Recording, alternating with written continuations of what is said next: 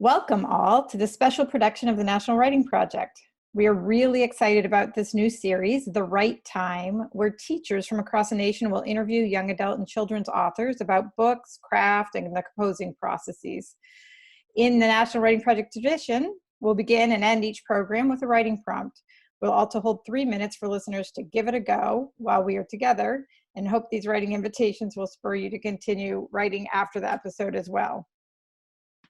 I'm Tanya Baker, Director of National Programs at the National Writing Project, and for each episode, either I or my co-host, Bryan Ripley Crandall, the Director of the Connecticut Writing Project at Fairfield University, will be here to introduce a featured writer and teacher. We'll have the honor and the pleasure of welcoming our guests each episode, and of course, welcoming listeners and viewers. Tonight, we're fortunate to have Kristin Shultz from Penguin Random House with us. Hi everyone, it's Kristin, and what a pleasure it is to be here tonight. This series, The Right Time, began as a conversation between Bryan, Tanya, and me on how educators use children's and young adult literature to inspire writing with their own students. I'm looking forward to debuting this series tonight with Nic Stone and Kim Herzog. Nic Stone is an Atlanta native and a Spelman College graduate. Her debut novel for young adults, Dear Martin, and her debut middle grade novel, Clean Getaway, were both New York Times bestsellers. She's also the author of Odd One Out, a novel about discovering oneself and who it's okay to love, which was an NPR Best Book of the Year and a Rainbow Book List Top 10 selection. And Jackpot, a love-ish story that takes a searing look at economic inequality. Dear Justice, her eagerly anticipated sequel to Dear Martin, will be published on September 29th. Nic lives in Atlanta with her family. Find her online at nicstone.info or at getnicked. Hey everybody, I think it's also the right time to introduce my colleague and friend, Kim Herzog, a 14-year veteran English teacher from Westport, Connecticut. I've had the honor of working with her in several capacities, including celebrating her achievements as the 2016 District Teacher of the Year, as well as a state semifinalist. Kim is a National Writing Project teacher who recognizes that learning is made meaningful when shared. She's a regular presenter at NCTE and NWP, as well as the Connecticut Writing Project. Kim works diligently to integrate social justice issues with all subjects and at every level. That's my dog barking. We brought her here too. She values collaboration the most, and through teaching, strives to teach to and for the learner. Most recently, however, since going digital and online, Kim has also had to dive deep into how to teach preschool. Not her best look, she says, and has taken up running for her sanity. I can attest to that Kim is a Nic Stone super fan, which I'm sure you'll hear in the interview. It's my absolute pleasure, and I'm sure it's Kristin and Tanya's pleasure too, to turn the show over to Kim and Nic to introduce the writing prompt for today's episode. Hi everyone, my name is Kim, and I am so pumped to be here with writer Nic and my friend.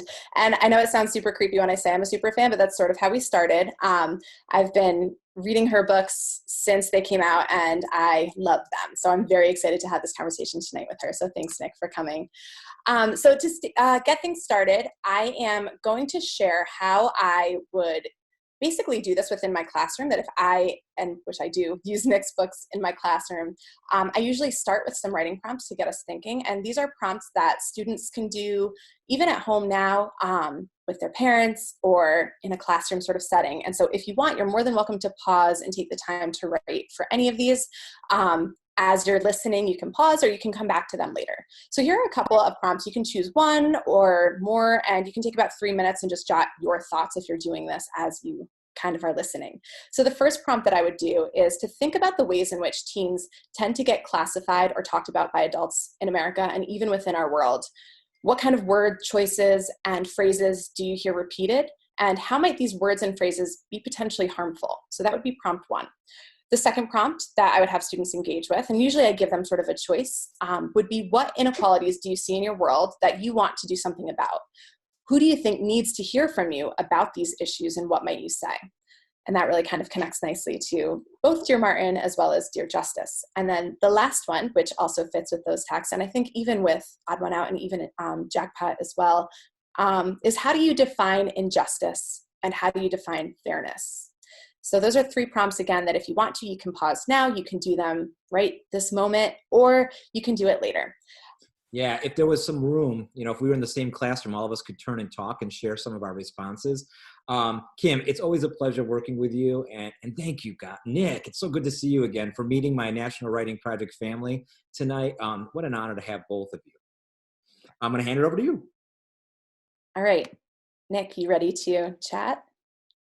Let's go, girl. All right, let's do it. Okay, so I have been listening to some of your Instagram lives that you've been doing, especially with your most recent release of Shuri. I'm just basically going to be like saying how amazing you are this entire time, so get ready for that. I will certainly take it. Okay. You were recently talking with Jason Reynolds, who I know is a friend and colleague of yours as well, and also reveals a little bit about how I'm a super fan too. I also know you've been talking with Angie Thomas too about the writing process, and also about how you both kind of go about and delve into your processes. And I thought it was super interesting listening to all of the different ways that you all kind of identify with how you get started.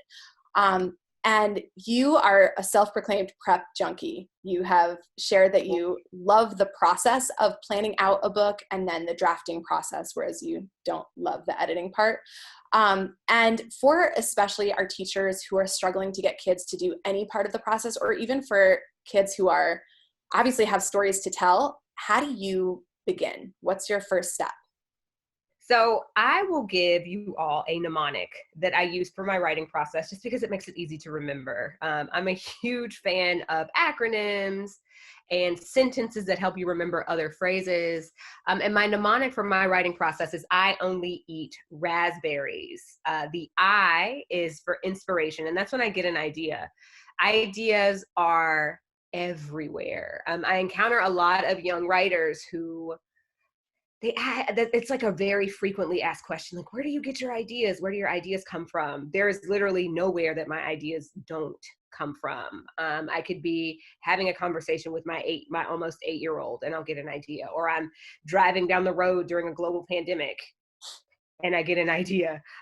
Today, my partner and I went grocery shopping, and we hit Target, Trader Joe's, Whole Foods, and Kroger, because like it's not a thing that we go out and do very often right now. And in every place, it was a completely different vibe. That's a thing that gave me an idea. This fantasy world where like each grocery store is representing a different space. Like they're everywhere.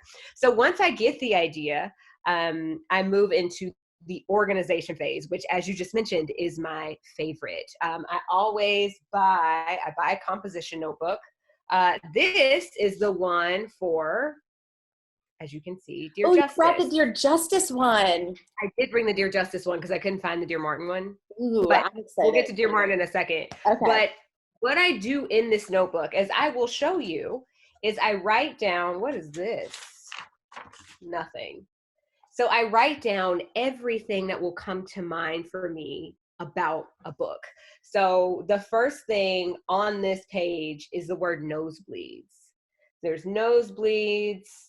Cop killer gets off scot-free, just like killer cops do. Like, it's just notes jotted down in here that come to mind as I'm thinking about the project. So I just spend, it depends on how much time I have, but I usually spend, 1 to 2 months at least letting things marinate and letting things kind of come to mind for each individual project. Moral ambiguity and unclear answers is the thing that's written on this page. And then as you turn through here, so you see all these jotted notes. I promise you're not going to see any spoilers. And then like this, am I a killer? Like, there's just a lot of really great stuff in here. By the time I get to page like 10 or 12 of jotted notes, I typically have enough in there to write a synopsis. So this was the original synopsis I wrote for Dear Justice. I'm not holding it up too long because I don't want anybody to read it. Can I ask a quick question? Yeah. Do you handwrite it or do you type it? This is handwritten. Wow, that's impressive. So when I'm writing a synopsis for a book, it's handwritten. I'll show you another example and then I'll come back to Dear Justice. This is for my next middle grade novel. And the synopsis in here, again, is handwritten. So like, I start with that. And then once I have a synopsis, I've been able to kind of marinate and pull things together. I write an outline. So this is like a very simple, quick jot outline. There's also one in this notebook. There's an outline in this notebook as well that starts on this page. So like, I cannot function without an outline because I need to know how a story is going to end before I can know how to get there. Like I need an end point in order to drive myself to the destination in the writing. Once I do that, after that, I will draft a novel. Like once I have an outline, I have an idea of the characters. I typically do, during the organization process, I will do a character template.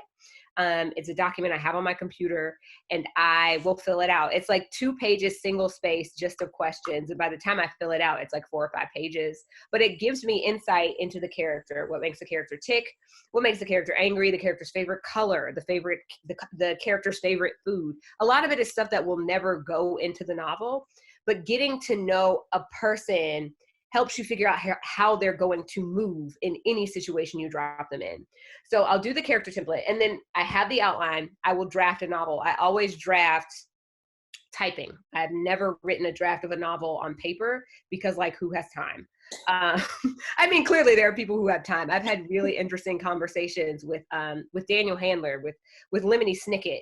Lemony Snicket writes every single novel on legal pads. And I'm like, bro, you tripping. Like I'm not doing all that. Like I wouldn't even be able to read my handwriting.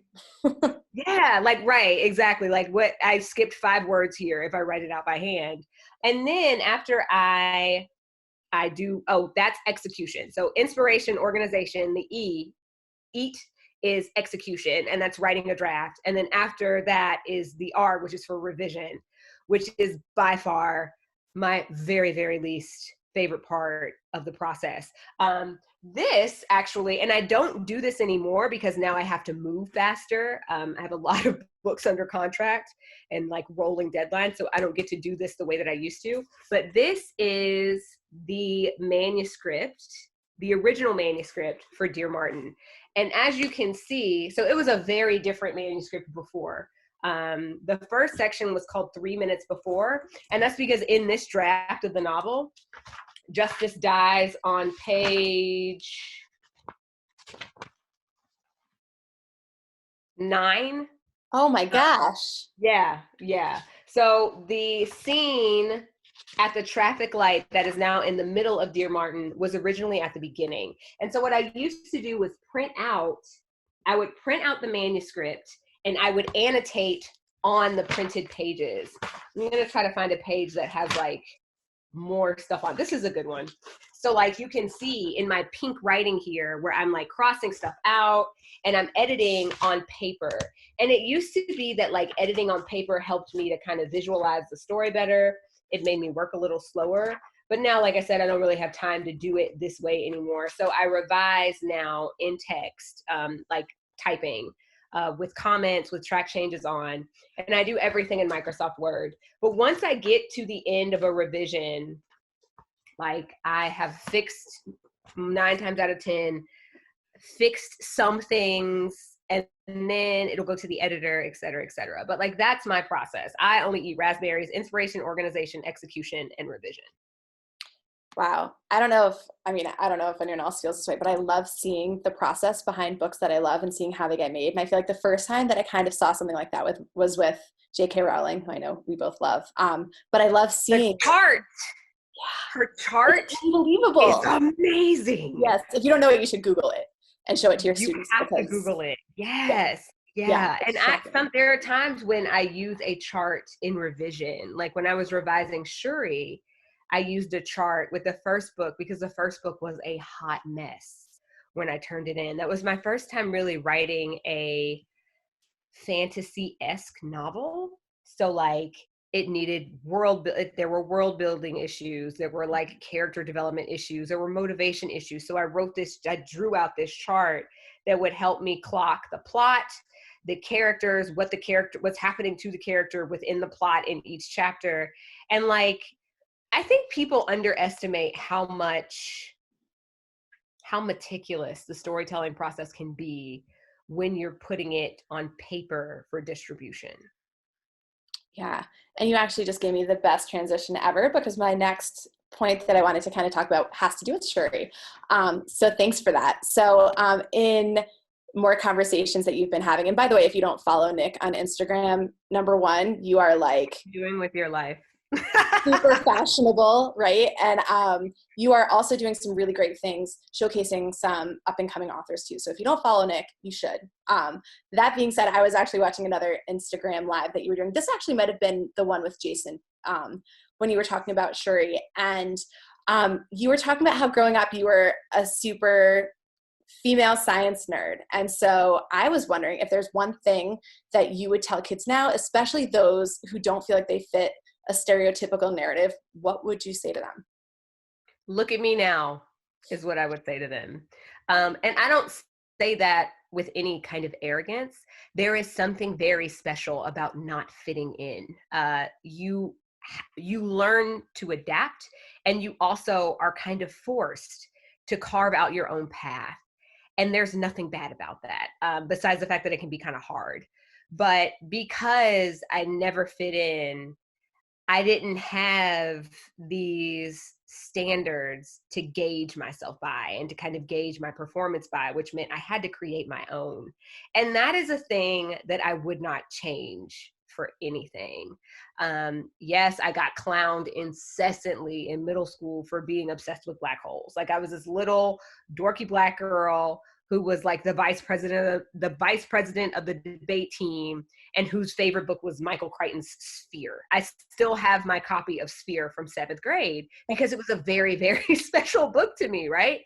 So it made me uncool though. And I did get teased a lot, but I don't know. There's something powerful about deciding that you are going to love what you love, whether other people are okay with it or not. So my word of encouragement to the kids who do not fit in is, number one, embrace that. Embrace the fact that you actually kind of get to be a chameleon. I think people who don't fit in are actually the ones who are at an advantage, because you get to decide for yourself what your standards are going to be. You get to decide for yourself what you're going to believe. You get to decide for yourself what markers are going to guide your path. As opposed to being this person who fits in a lane and all of a sudden like everything's kind of carved out for you. The other thing I would say is like you will find your tribe, even if it takes a while. Yeah, really that's it. Like do you. I think it's important to do you. I love that. Okay, so for someone who is a Nic Stone fanatic, but who maybe isn't as into Marvel, or for somebody who's super into Marvel but maybe hasn't read your book, how would you describe Shuri? What would be like your elevator pitch for Shuri? Oh boy. So Shuri follows a princess in a fictional nation in Africa who is doing her best to save her country and figure out her place in the world. Shuri is she's the smartest person on earth, first of all. And I can say this based on the number of people I had to consult to write this one single character. The amount of research I did into electromagnetism, Einstein's theory of the theory of relativity. I can tell you all about electromagnetic pulses. I can tell you how sonar works. I can even tell you how to do a hack back. If you're being hacked, how you can hack your hacker while you're being hacked. If you see that you're actively being hacked, you can hack that person while they're hacking you. Like the things I had to learn to write this one girl were just like, I can't even tell you how much random knowledge I have in my head now. But there is an element to Shuri that I think anybody who wants to feel like they have a place, anybody will be able to connect with that, I think. She notices very early on that despite being in a country where the most fearsome warriors, the most respected warriors are all women, there are really no women in positions of leadership, in positions of, there aren't any women making like really large scale decisions. I'll put it like that. And she comes to notice this very quickly. And it's a thing that bothers her.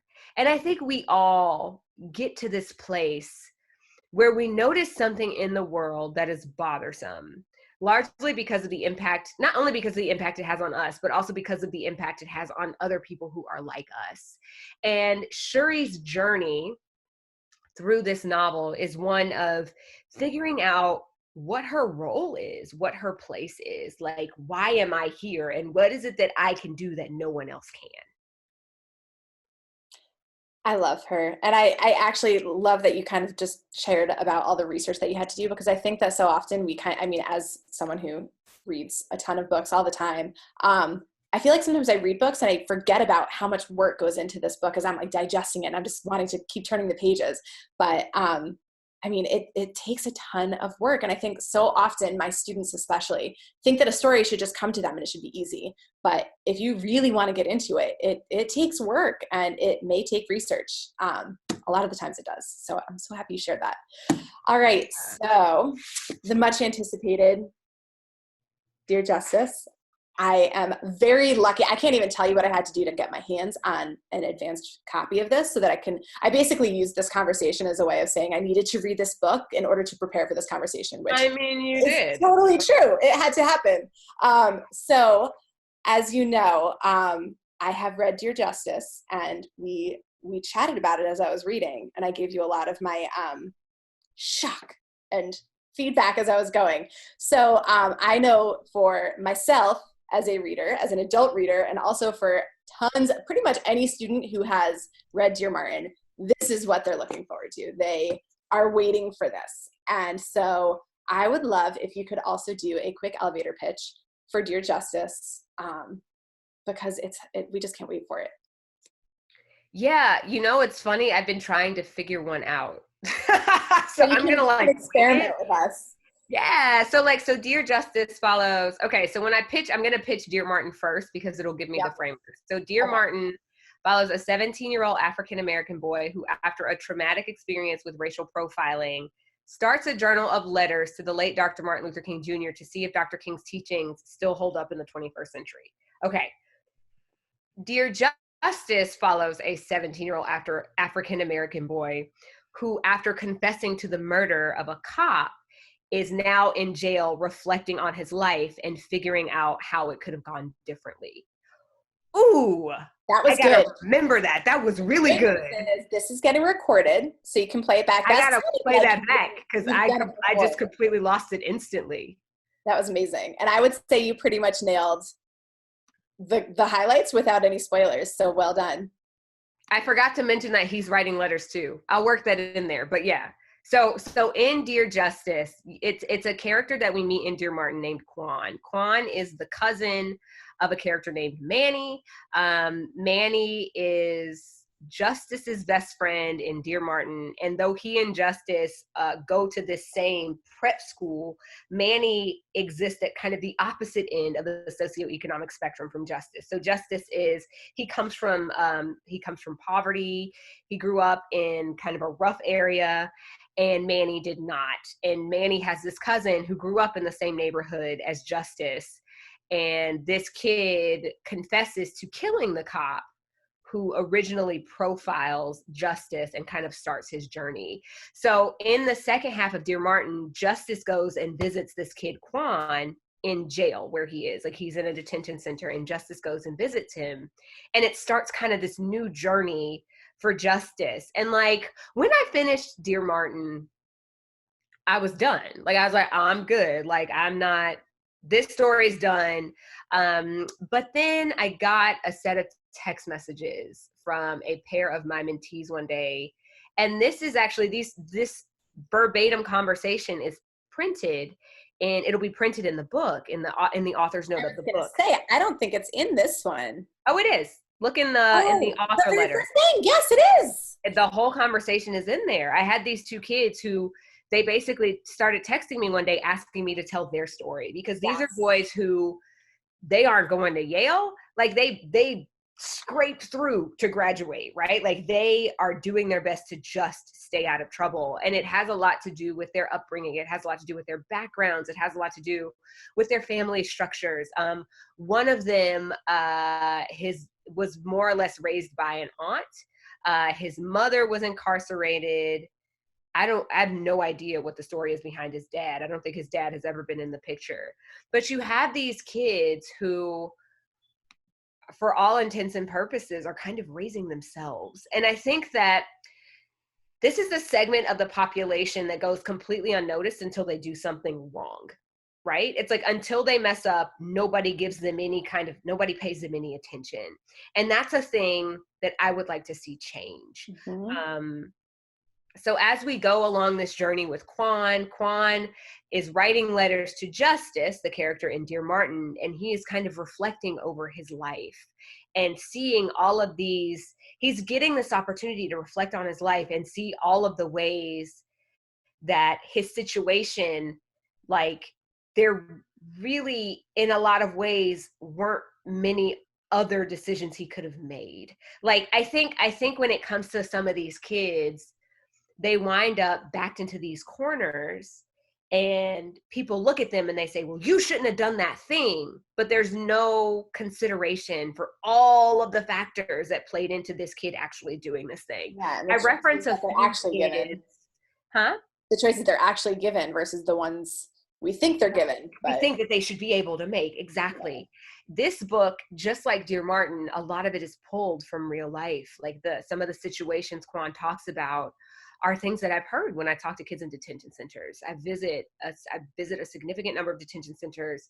I have just straight up conversations, typically with boys. Like I've visited and interacted with more boys in detention centers than I have with girls at this point. But you know, I sit down with these boys and we just rap. Like we just have straight up conversations. There's a lot of cussing going on. We're just talking. We're just interacting. And some of the stories I hear from these kids shake me to my core. But there is always a reason that somebody makes a decision that they make. And it's something that I want people to consider more often. There's a reference to a kid that I met. Actually, when did I meet? I met Taco. They call this young man Taco in the detention center that he's in. I met him in late 2018. He had been in this detention center at that point for about 9 days. So like he was very fresh in the system, and he was still distraught over how he got there. And he literally sat down and told me his whole story. He was a good kid, and then his dad left. And once his dad left, his mom kind of fell apart, and he went looking for the family that he felt he'd lost, and he found it in a gang. And he joined up with this gang, got involved with drug use, basically trying to numb his pain. And then he wound up committing a gang-related murder. And he was very open about the fact that he did do it, you know? And it's like, we write these kids off. This is a Latinx kid. And we just write these kids off like, oh, this kid messed up. So, but now he's going to be in jail for a very long time.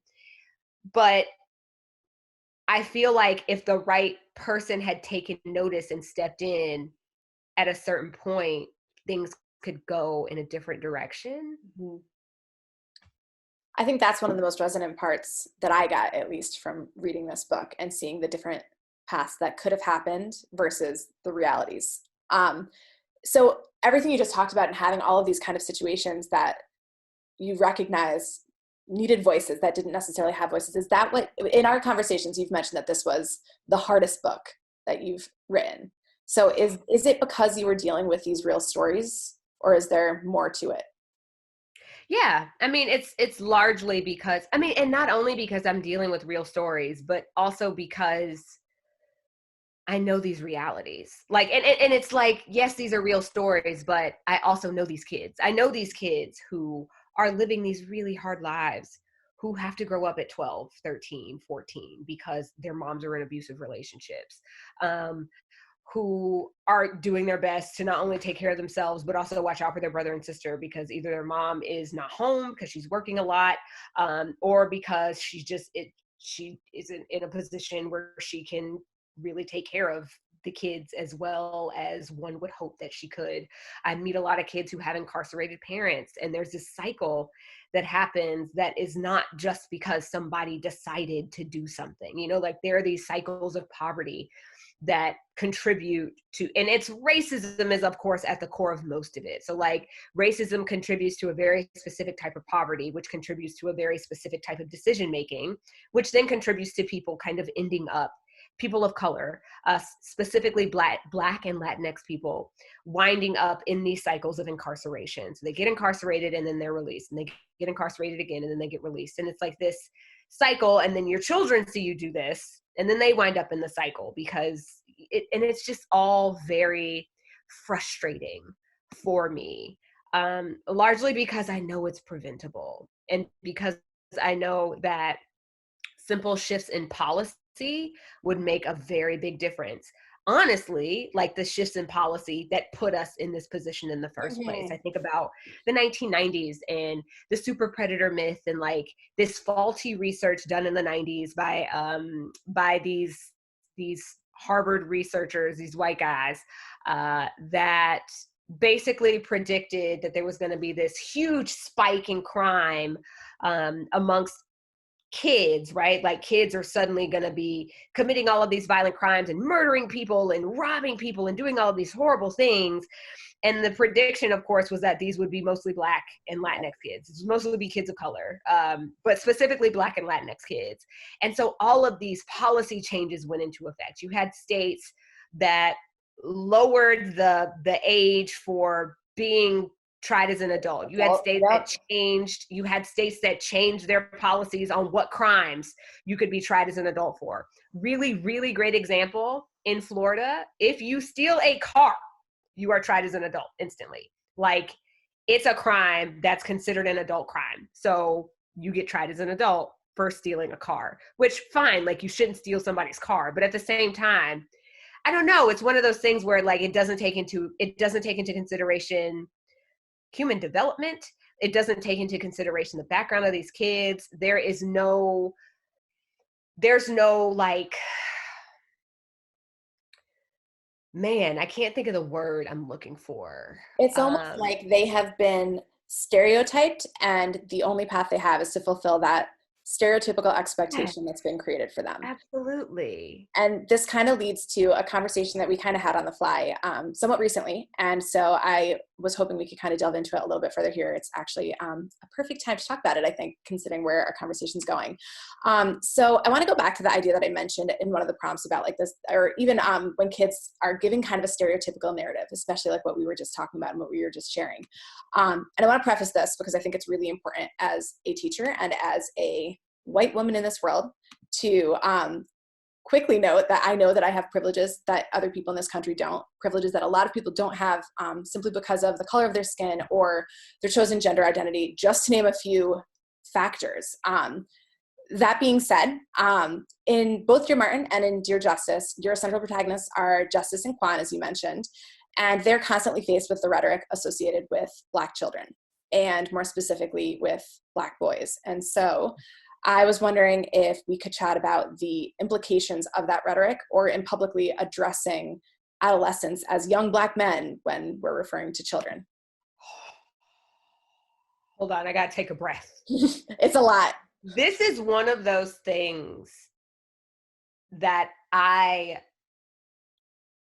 have yet to come to a point where I don't instantly get ragingly angry. There was actually a review I saw recently. What's interesting about this is that it was a really good review of Dear Justice, but I couldn't get with it because the reviewer kept referring to Quan as a man, young Black men. He's clearly not. This young Black man. This is a thing that Black men are dealing with. This is a child. A 17-year-old is not an adult in any state. Like, yes, there are places here in the state of Georgia, you are considered an adult if you are arrested at age 17. But that's just one of those messed up things that came with the super predator myth and like the changes in policy. Because I can't buy cigarettes at 17, but you can decide I'm an adult when you're charging me with something. Like, it's one of those things where I'm like, this logic doesn't work for me. We have to really do a much better job of thinking about rhetoric when we're talking about Black kids, because if I hear young woman, when we're talking about a 13 or 14-year-old, we shouldn't be using the word woman. Even if you're using the word young, a young woman is 19 or 20, not 13 or 14. A young man is 19 or 20, not 13, 14, 15, 16, or 17. It is vitally important that we start referring to Black children in terms of childhood, just like we refer to white children in terms of childhood. I think about Ryan Lochte, the swimmer dude, who, bruh, let me catch this dude in the street. We would have a conversation. In Brazil, in Rio, during the Olympics, you know, he had that incident, like peeing on the side of some establishment. The way people were talking about this grown man, he's just a kid. So you're telling me that this man in his late 20s is considered a kid to you, but a kid who is 15 or 16, you're going to refer to as a man? That's a problem. And it says a lot about the way we think about Black children. It says a lot about our expectations of Black children, what Black children can handle, what Black children are capable of, and what we expect out of them. And it's something that I will be shouting about incessantly, and I'm going to get on people's nerves, and I don't care, because this is the thing that I think really needs to change. I agree 100%. Whew. Okay. So what advice would you give for teachers in relation to this conversation, but also teachers that are trying to integrate your books into their curriculum and have these difficult conversations where there are a lot of diverse voices in the room? And we want to give respect to students exploring their own thinking, but also have these conversations that are clearly important for them to become citizens of our world. So my first piece of advice I give anytime I give a keynote to teachers, no matter what book you're teaching, is you got to be okay with not having answers. Mm-hmm. This is difficult for us as adults in general, and really even it's difficult for us as Americans. We live in this country where there is this hyper insistence on certainty about everything. I don't think anybody can disagree with me on the point that in America, we value being right over being kind. And that's a thing that causes a lot of problems. But being okay with not having the answers and letting, knowing that a conversation could, quote unquote, go off the rails and you don't know the answer, there's something very powerful about hearing an adult say, well, you know what? I need to think about that a little more. Or I don't really know the answer to this question, but like I am committing to you to go and do some research. That sets up an example for your students of what they should be like as adults. You know, like I think we do students a disservice when we present ourselves as people who have all of the answers, because then they feel this pressure to have all of the answers once they get to be our ages. And that's just not, it's not like a realistic thing. It sort of creates more ignorance in that respect. It creates ignorance, and it creates an arrogant ignorance, which is like the worst kind of ignorance there is, because you think you're right about everything, but you're wrong, and you're not willing to accept or admit or confront the fact that you're wrong. So step one, I think, is being okay with being wrong. And then for me, in general, when it comes to adults, in any position where you're interacting with children, I have a new acronym that I have been massaging and working on. Kids need the same things that adults do. Adults need the same things that kids do. And that acronym is SALVE, S-A-L-V-E. The S is for support.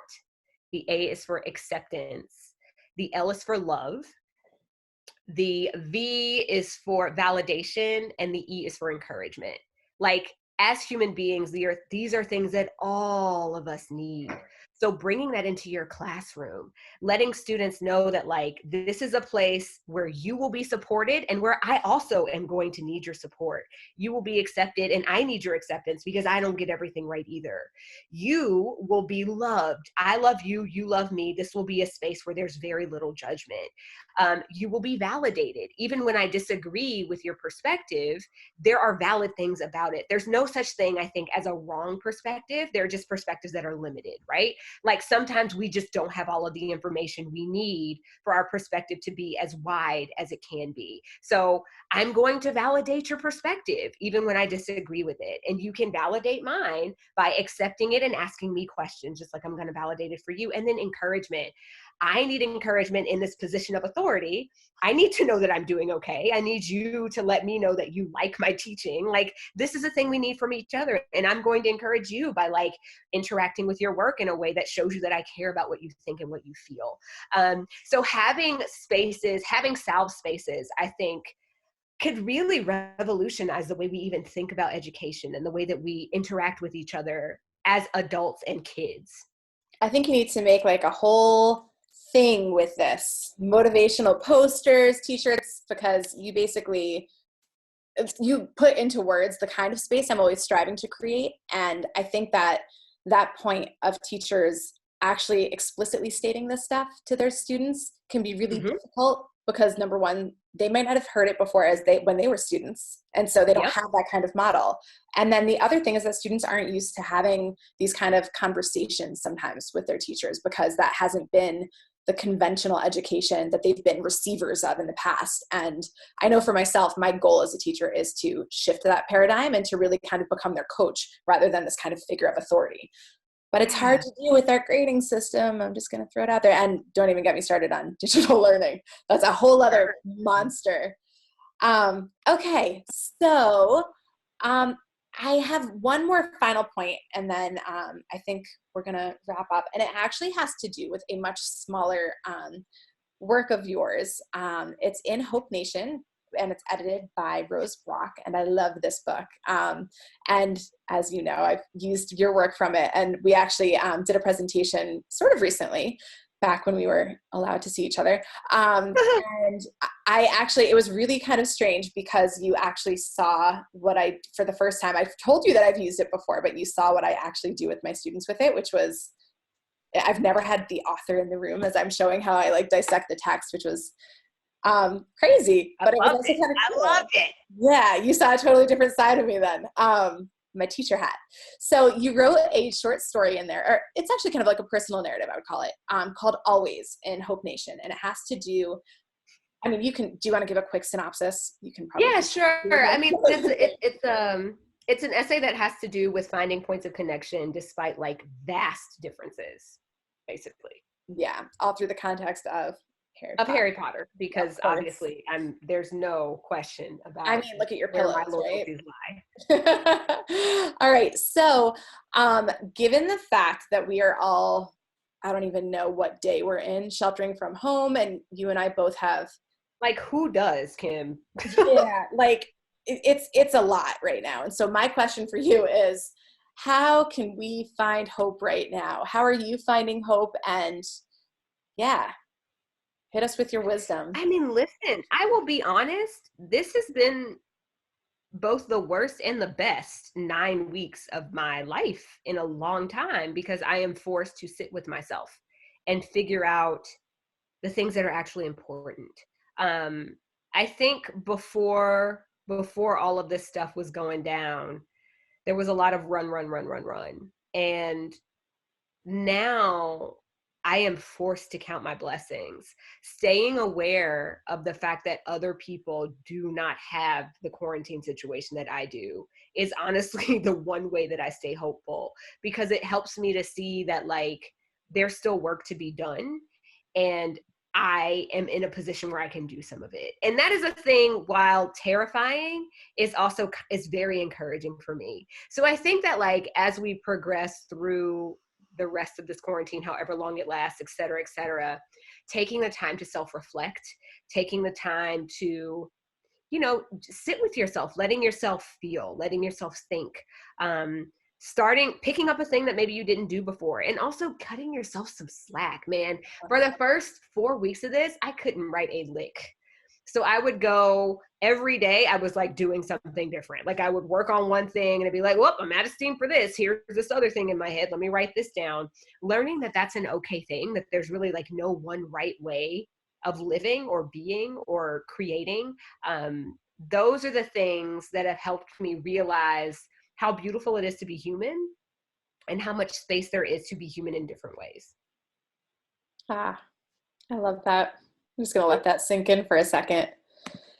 Okay. As you know, Nic, I would love to just chat with you all night, but I mean, we'll be texting when we finish. I know. But I want to thank you for always being a champion, Nic, of teachers and of students and of kids, and for debuting this series with the National Writing Project today. And I'm going to share a couple ideas of what I've done with my students and their writing in terms of using Nic's work for teachers that may be listening, or even for students that are now inspired after hearing Nic's wise words. So here are some examples of ways that I have used Nic Stone's incredible writing in my classroom and what I've loved doing the most. So these are just kind of some sort of like writing starters, I guess you could consider them, or ways in which you can kind of create them into bigger works that you can actually use your voice for positive change. So one thing you can do is you can think about equity, justice, democracy, and what is the change that you want to see in the world, or how can you create change within your world and within your space.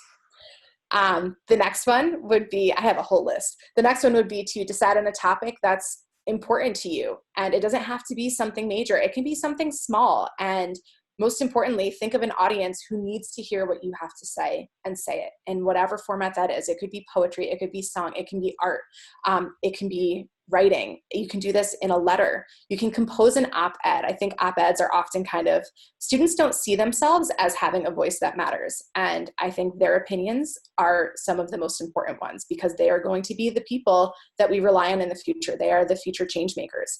And write that op-ed, state your opinion, state it powerfully, and send it so that people can hear what you have to say, because the world is listening now more than ever.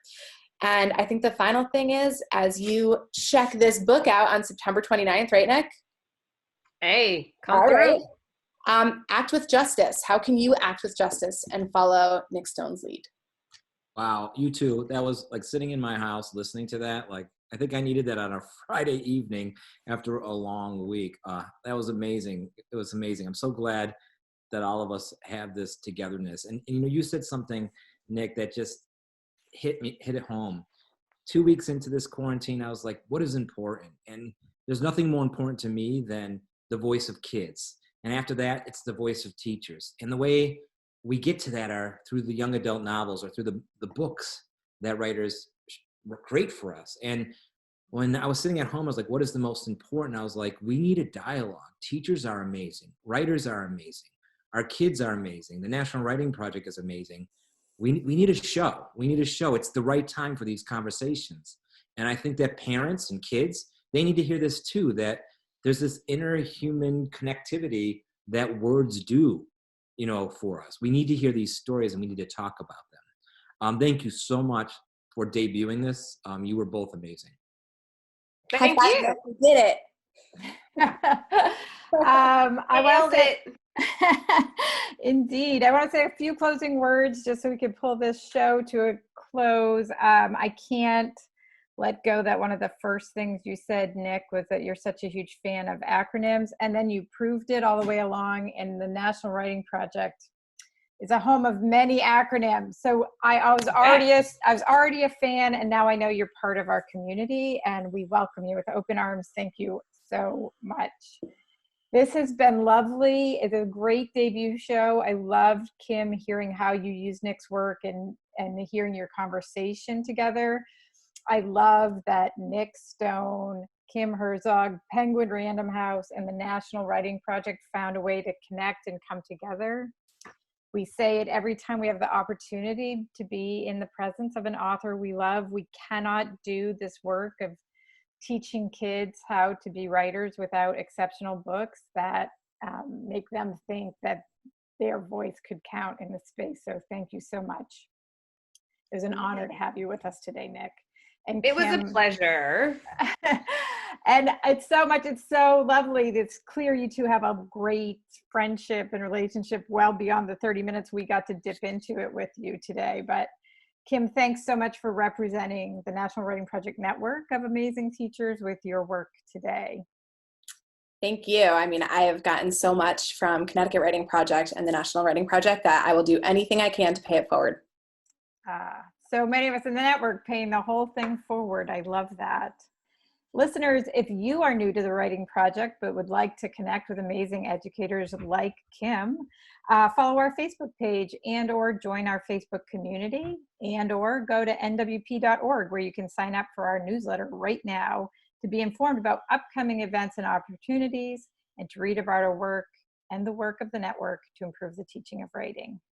Yeah, I'm also looking forward to our next show, which will be a week from now, with teacher scholar Tracy Flores and writer Matt Della Pina. Kim and I were fortunate to work with Matt a few years ago through a National Writing Project LRNG Innovation Grant. And he, like Nic Stone, just gives so much to the teaching community. It's going to be amazing. And I realized too, we said 30 minutes, but we definitely went over 30 minutes because this was amazing. We're all thrilled. Yeah, and I hope that everybody benefits from this in the same way that I benefited from it tonight.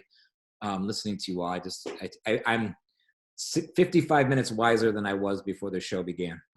Indeed. So thank you. Thank you, everyone. Nick, Thank you. Kristin. Thank you so much. Thank you. Woo.